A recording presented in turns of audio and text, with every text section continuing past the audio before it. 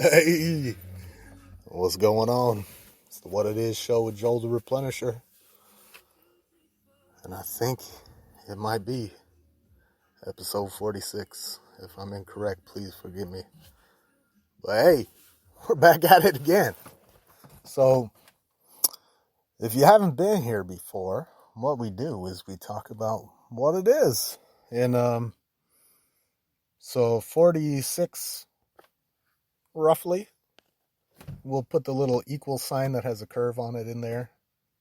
Equal to, greater than or equal to, or, you know what I'm saying, a little curvy equal sign. Roughly equal to 46 episodes ago was right around February.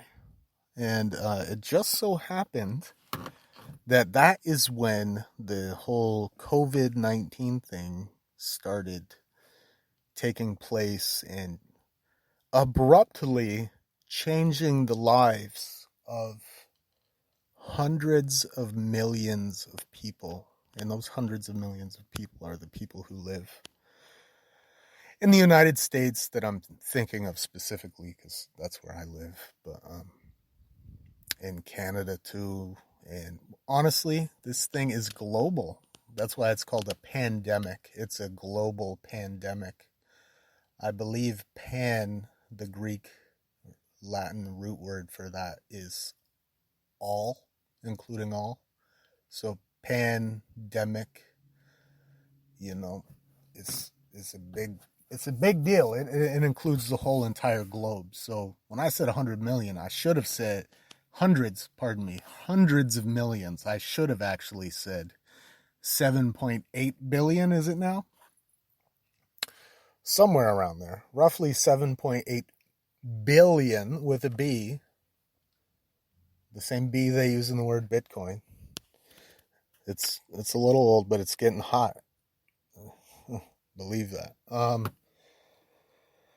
So yeah, 7.8 billion people are now being affected, sort of. Not everybody's being affected by it, but like the one way that you're probably not affected by it is if you're a hermit and you've never spoken to somebody in so many years that, or maybe never, I guess, let's say. You've never spoken to another human being other than your immediate. Well, I guess if you're a hermit, you're probably by yourself. But so you've never spoken to somebody else, and you haven't heard anything about this. Someday you do encounter another person, like, you don't know about COVID-19, and you'd just be like, "Excuse me, I have no idea what you're talking about, buddy. Piss off, or whatever." But so yeah, I mean, unless you're hiding in a closet, you've probably heard it, let alone been affected by it. And like I've said it before, and I'll say it again, I am so happy right now that I've chosen the life path that I've chosen and have not a menial job, but not one of those like super extravagant jobs. Like, honestly, what happened for me, I mean, not that anybody cares, but I meant to take a year off of school from high school and then go to college, and then that year has now been way more than one. It is until now. That's been a lot of years, believe me. And I'm not saying it's too late, and I guess my message here would be for anybody listening that it's not too late if you feel you're not in the position you wish to be in your life, in your existence, that you can feel free to take the necessary steps to reposition yourself, and you can reappropriate some of your priorities, and you can move to a level that is where you choose it to be, whether it be up the social climb ladder or down it. Maybe you want to downsize. Maybe you're feeling over responsible. Maybe you're feeling under responsible. I guess I recently heard somebody say that's what it's about. Prioritizing your responsibilities and doing them in a manner that suits yourself and those around you as beneficially as possible. So if we can organize and prioritize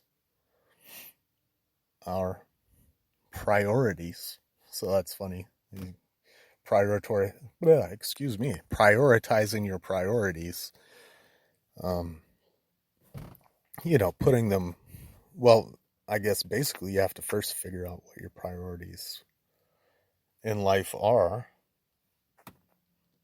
because probably if you're questioning where you're at, you may have your priorities, and priorities, are these entities, these things that have happened previously that you now have to deal with because these are part of your timeline. These are part of your song, your story. I sometimes feel as though as we go and move along, we're creating the soundtrack to our lives. And, you want your song to be the way you want it to be. Like, you want it to be pleasing. For sure, you want it to be pleasing. But the thing is, pleasing is not a universal phrase. It is, but on the other hand, what pleases this person may not please the person next to them in the same way, or in any way, actually. It may not, what pleases person A may not please person B. And so let's just say, we're going to turn this into numbers because it's easier to understand. Person number A enjoys this 100%. They love it. It's their thing, and it pleases them. Person B enjoys it 0%. They actually dislike it. It's so far on the end of the spectrum of liking, the opposite end, that it is disliked. They actively do not like this thing. So they're 0%. So now comes along person C. And they like it, let's say they like it a little, but not really. They don't actively dislike it, but they don't like it. They're just kind of like, yeah, no, that's not for me. So that's person number C. Now here's the thing. Excuse me. That's person letter C. So we have 7.8 billion people on this globe that are all going to like something different. So what you like is what's going to please you, if that is not correct. So you like this and it pleases you and you do it. But here's the thing. Now, 7.8 billion people, yes, they're all going to have a difference of opinion, but there's not going to be 7.8 billion things that make them happy, but it's not all going to be the same. There's going to be this gradient, this spectrum, this scale, if you will, however you want to look at it. It can be a graph, a diagram, whatever. However you need to envision these numbers, it's really a lot. So anyway, so what it boils down to is we're all here together. So although we are prioritizing our priorities to get where we need to be in this moment, we're still, we're going to be selfish to an extent, which that is an illustration of another chart you could chart people by, is their amount of selfishness and their amount of selflessness. And like some people are totally selfish. Those are the people that when you're driving, I'm sure you've encountered them. Those are the people that come and they cut you off for no reason. They speed by you. They're just irresponsible, and they're only worried that they're getting to their destination, and they're not worried about the bystanders near them. And then you have the people who are totally selfless. Like, it doesn't matter if they're in a hurry. If they see an opportunity to let a passing car in, they'll do it. Like, they just you might not even know they're on the road because they're just going to let you go. So that's the opposite. That's selfless. But selfish people, so these are the opposite ends of this spectrum. And this is out of percentage. One is 0%, one is 100%. So then you're going to have the people in the middle. They're selfish, but they're also selfless in the way that they can be compassionate. So the selfless also falls under compassion, sympathy, things of those nature, because now they're not just worried about themselves.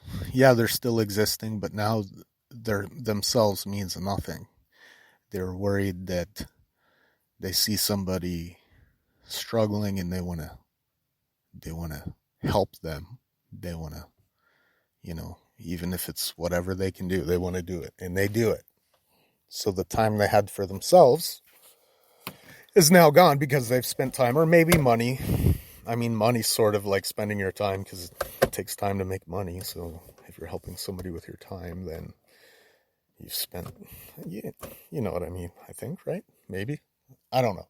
But I think I may have rambled. So and I never really got to my point. I'm sorry. The people are struggling. I wish we could get this concluded because it's getting sickening. People are starting to revolt a little bit. They're all in DC right now, as a matter of fact.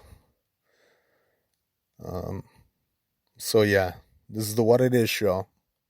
Joel the Replenisher, episode 46, I think.